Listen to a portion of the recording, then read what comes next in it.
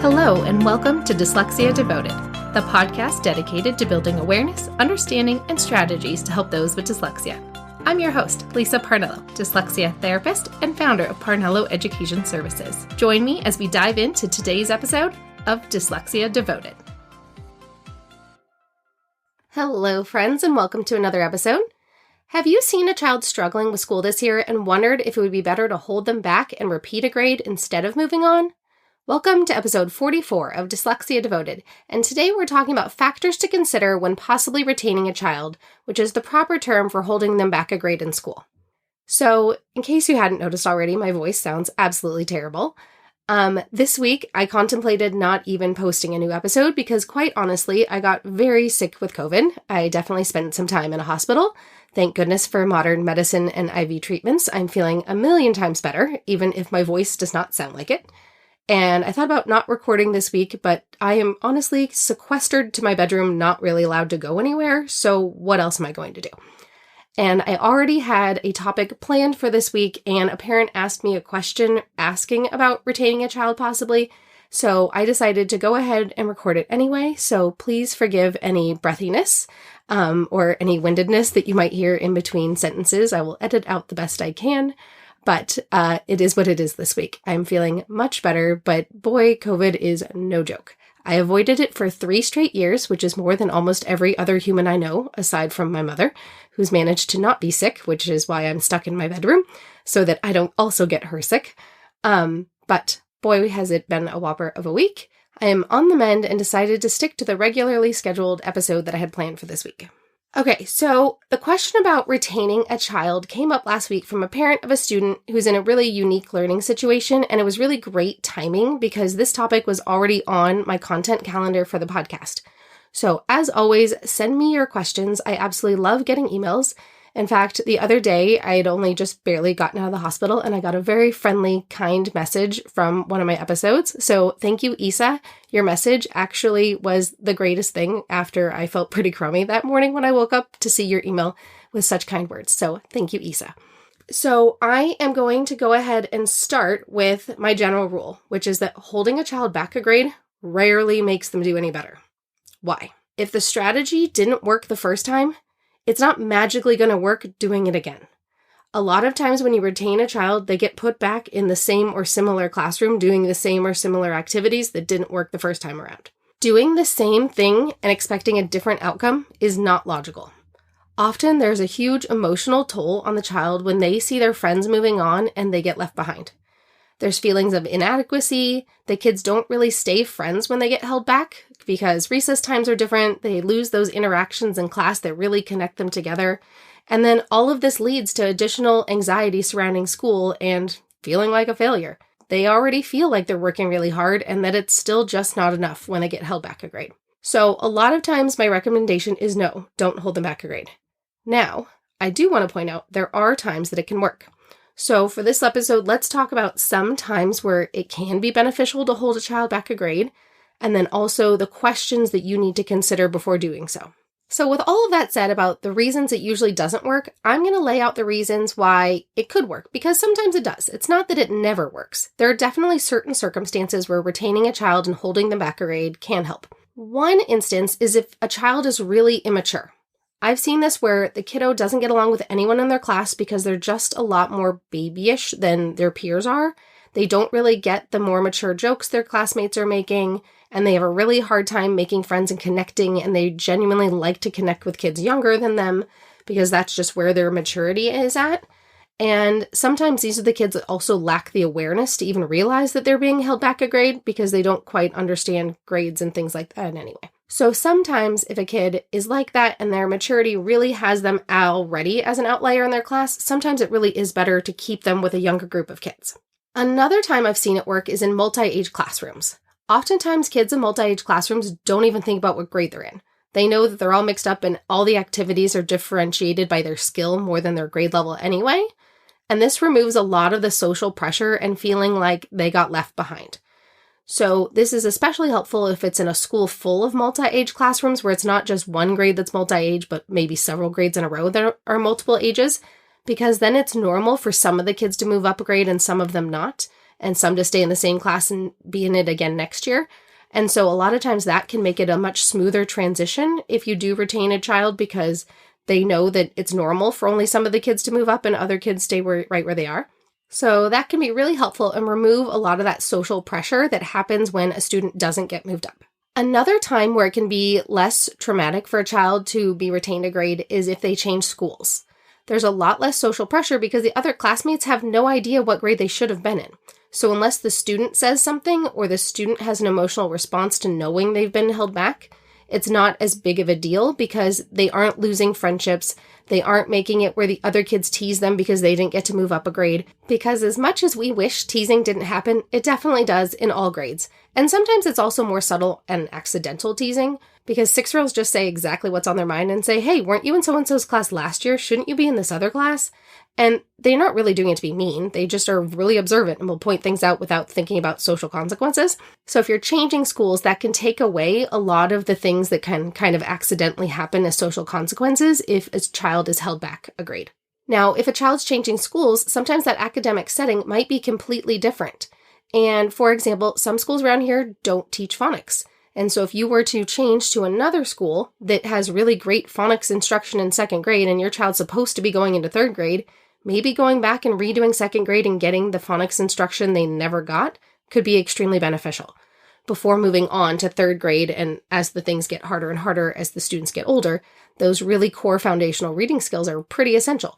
So maybe it really is a complete change in instruction. And that is my next point. If the child is completely changing programs, there's going to be a totally different instructional program in place when they're being retained. That could also make a massive change to their progress. So if you're going to repeat a grade and just do the same thing over again, don't bother. But if you're going to repeat a grade but have a completely different system in place with better instruction and more comprehensive systematic phonics instruction or whatever it is that that student really needs, then that can be really beneficial. It is very different if a child is doing a different grade with totally different activities compared to doing the exact same grade all over again with the exact same activities. Another time that it can be very beneficial to repeat a grade is for medical reasons. So life happens, and sometimes grade retention is needed when life doesn't go to plan. So I've seen a couple different reasons. One was a car accident when a student had a traumatic brain injury. So that one really made a big difference, and the child was a completely different human the following year. And that makes a difference. You know, life happens as much as we wish it didn't. But thank goodness for neuroplasticity. That child's brain magically rewired itself, and it's fantastic. It's so amazing. Then another reason might be cancer treatments. So if a child's really ill and going through cancer treatments, obviously that can affect their learning. And because, living takes priority. And another reason might be complete vision changes like the restoration or loss of eyesight.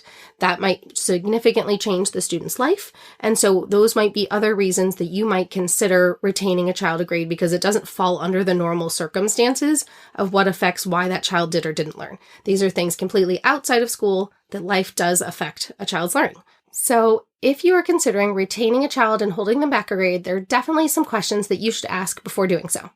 And before I get into those questions, I'm really hoping you can't hear the buzzsaw next door.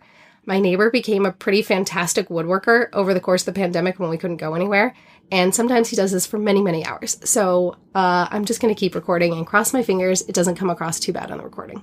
Okay, so here are the questions you need to ask yourself or the educators in your life. What will be the difference between the instruction this year and next year? What will be the benefit of not moving on to the next grade? How does the student feel about it? One parent asked me if they should retain their child, and I said, go ask your kid.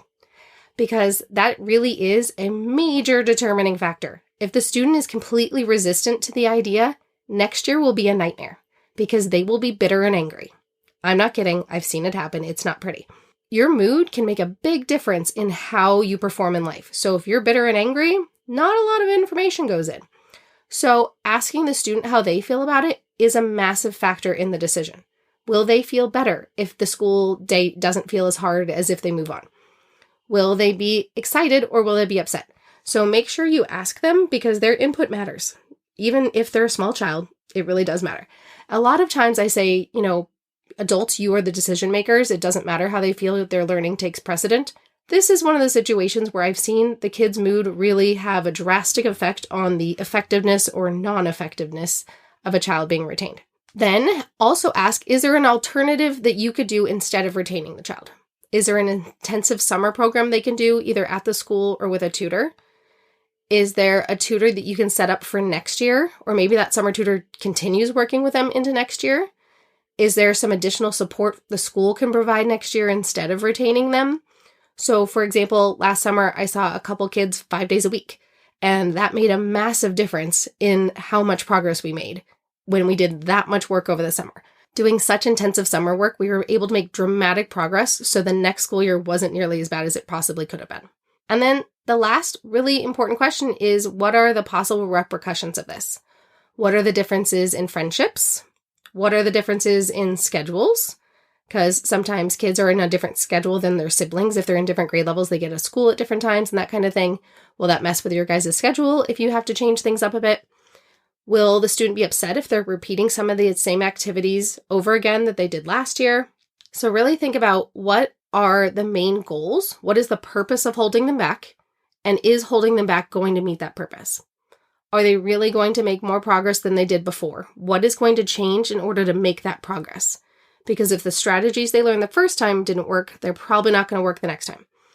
With that said, I've definitely seen a couple kids where the programming just went too fast. For example, I had kids in a reading group that I had to just drop a kid into a reading group because they joined us mid-year, and that group was way too fast-paced for them, but I didn't really have a better placement for them because they came in the middle of the year. They'd missed too much of the foundational work we'd done the first 6 months of the year. And so sometimes repeating did help because the student was actually in too fast-paced of a group. So we were able to move them to a slower paced group and get those foundational skills that they missed when they joined midway through the year. So that can definitely be a factor. If a student has joined in the middle of a school year, sometimes that really can help to repeat that grade because they'd never actually attended the entire school year of that grade level at that particular school. So that can definitely be another reason. So think about, what are the repercussions and what is your ultimate goal? Will the changes happening next year meet that goal, or will they still be behind by the time they finish that all over again? So let's recap our episode. Generally, I do not recommend retaining a child because repeating what doesn't work doesn't make it work magically the second time around. However, there are special situations where it can be successful, such as if a child has recently changed schools or will be changing schools, if a child is really immature, or if there is some other medical or life reason that prevented them from learning this year, that they really do have to redo it again this year. We also talked about some of those essential questions that you need to ask before deciding the best choice for the child, such as, what are the changes going to be made to make this coming year more effective than the first time around? And what are going to be the consequences and the student buy-in? That's really the biggest factor, is the student buy-in. Are they game for this plan? Because if they're against it, you're going on an uphill battle just from the beginning. You want to make sure that you're starting in a positive place with the student eager to go along with this plan so that it has the best chance for success. All right, that's it for this week. Thank you for forgiving my definitely not normal voice this week. I'm very happy that I'm on the mend, so I feel much better than I sound. And if you have any other requests for episodes, go ahead and send them my way. And you can always email me at lisa@parnelloeducation.com. And that's all for today. See you next time.